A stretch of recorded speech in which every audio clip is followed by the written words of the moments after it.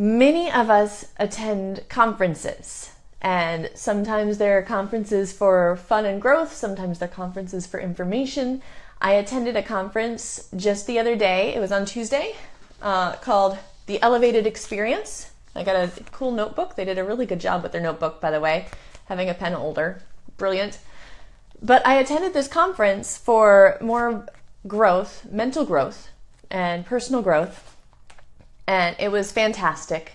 And the only problem with a fantastic conference is that during it, you take so many notes.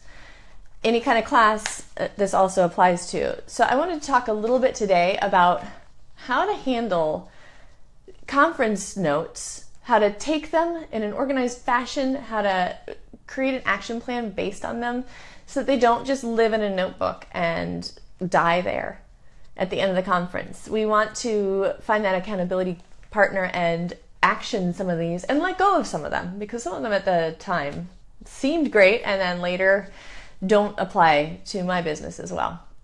So, conference notes. First off, taking notes during conferences. I know it's really easy to open one of the notebooks that either you brought or that they gave you and just start jotting notes or in the program margins, and it becomes a little chaotic.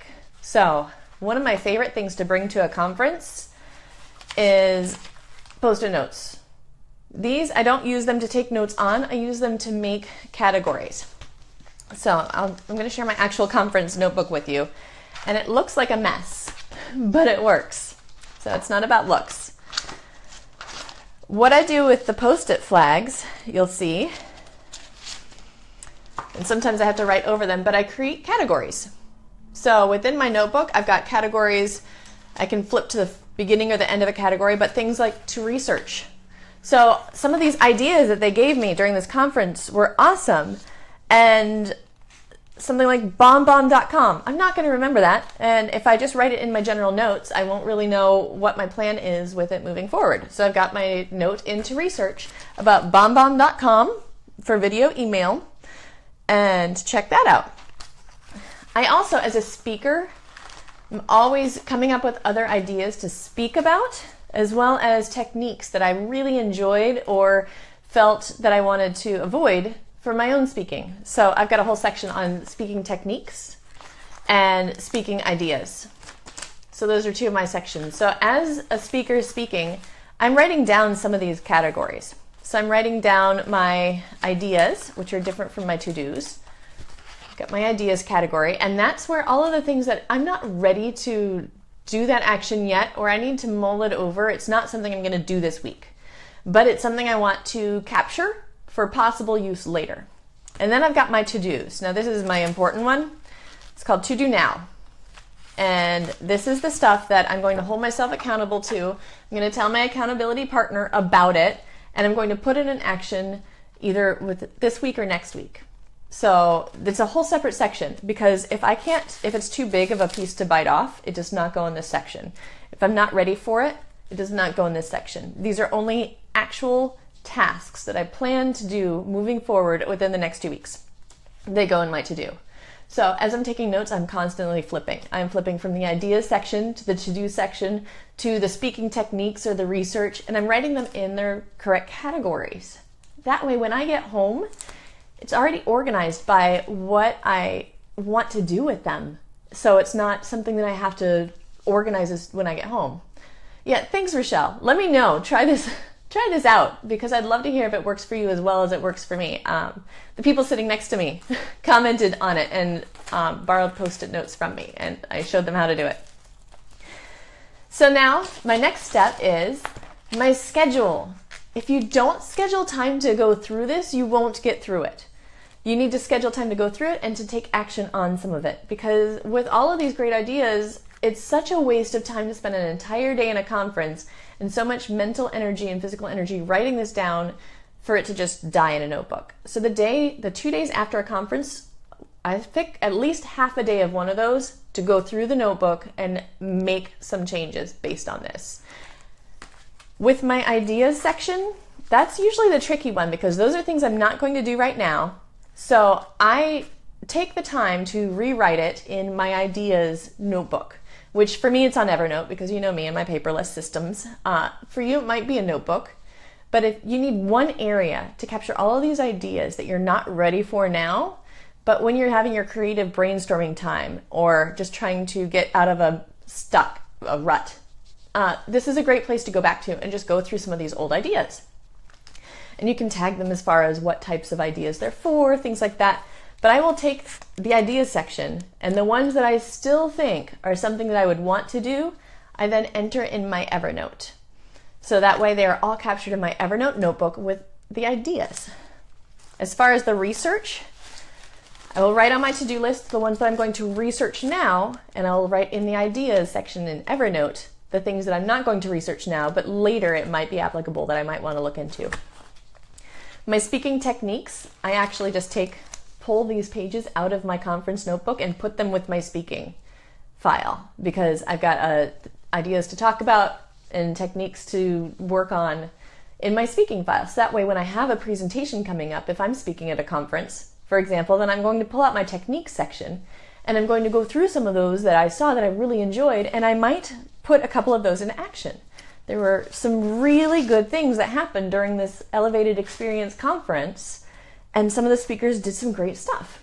So I always say, learn from the best to make yourself better. And so I capture this just by ripping those out and keeping them in my speaking file for when I am about to speak, and then I will go through it. And then finally, my to-do now, these go directly on my to-do list for the day that I'm going to do them. So my to-do list has the days of the week, and I simply write which day of the week I'm going to do it based on the type of task it is, because I batch my tasks. I'm sure that those of you who've followed me for a while or seen me speak, you've heard about me batching my tasks. So I find the right batch time and I put them in there. So that's my conference notebook. You'll also see I do a couple of other things within this notebook.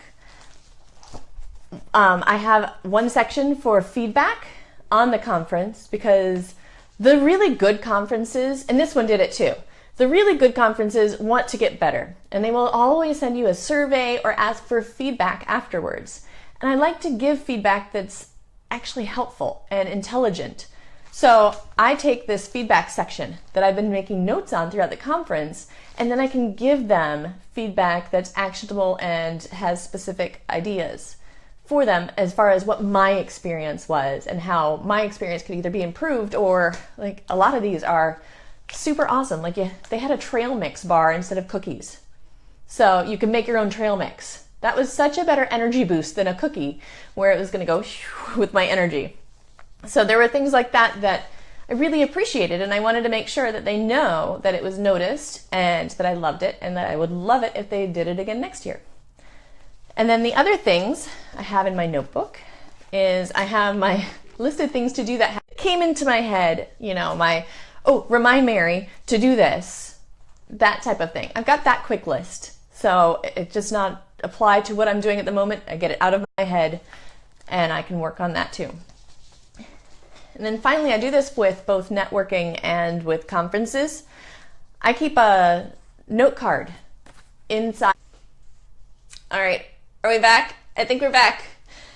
Oh, you gotta love technology and wireless providers. I don't think there's a good one out there yet. One of these days, I'm gonna look back at this and laugh, kind of like the 1980s phone that was still stuck to the wall. It's gonna be funny one day. It's not funny quite yet though, but I roll with it. So what I was just talking about before we had to pause there is my card. I throw just a little tiny card in either my purse or in my conference notebook. And then I can write down the people that I ran into that I would love to reach out to and reconnect with or connect with for the first time, and a little bit about them to spark my memory, because a lot of times just the name is not going to do it for me. But like I ran into a photographer that I absolutely loved from a different event, and we've talked back and forth on Facebook, and she's super awesome. So I wanted to remember, oh yeah, I need to reach out to her. Those are the types of people that I have written down on my little card. So it's my action item for the actual personal relationships that I would like to strengthen afterwards. Now that's my conference notebook. Another thing that is really important after this is to hold yourself accountable. I mentioned my accountability buddy, Rochelle, and finding somebody to do that in your life, or even hiring somebody. hiring. We do it. There's other people who are accountability coaches. Hire somebody to just be that accountability for you to make sure that these things get done. I pick 3 things that I am going to do from a conference, and I move forward with them. And I tell people about them. In this case, I told Shannon, and I tell people those 3 things that I will do. And then if it's something that can be delegated, I pick 3 things that I can delegate to do. So if you have people that you can delegate to, or if you can hire a service to fill a need, that's perfect too. So 3 things to do yourself, 3 things to delegate, and then tell people. Even if Facebook is your accountability coach, that's okay. Put it out there, say, hey, everybody, by next week, I'm going to do this. Please follow up with me if you don't hear me say that it's done. And it's funny because people will. And I love that. I love that about all of you. Now, Shannon, who created this conference, did a really neat thing and incorporated that into the conference. She actually had us each fill out what 3 things we were going to do on a card and filled out our address on an envelope. So that way she can follow up with us in a month and see if we did any of the items that we said that we were going to do after the conference, which is a great thing to do. I wish more conference people would do that, because now I know that she knows, and I'm going to have to do it because Shannon will call me out on my stuff. She will. If I do not do it right, she's going to let me know, and it's exactly what I need. And it's usually with love and a lot of humor and a little wine, and it's awesome. So that's what I do as far as conferences. Conferences are only effective if you can put what you do, or put what you learn into action. So taking the information that's so important to grow and applying it. That's the only way to make a conference worth your while. Otherwise, don't bother to go. So these are the ways that I actually enact a lot of these things. So I hope you join the conversation with me on this topic and so many more on our Facebook group, the Spark Organizing Facebook group with home and office organizing ideas. Just search for that and you'll find it on Facebook. And let me know what you think. Let me know what you think about this. I'd love to hear if you have any conference tips that you use or any amazing conferences you go to or know of, because I'm always looking for new great conferences. I pick and choose them very carefully. I don't go to too many, but I like to know what's out there for the right ones. So head to the Facebook group, mention me in a comment in the bottom, and let me know. Just start the conversation with me, and I'd love to learn more about what works for you. So keep going, because you are beautiful and what you're doing is important. And I look forward to talking to you again, same time, 11 a.m. on the Spark page next week. I'll see you later.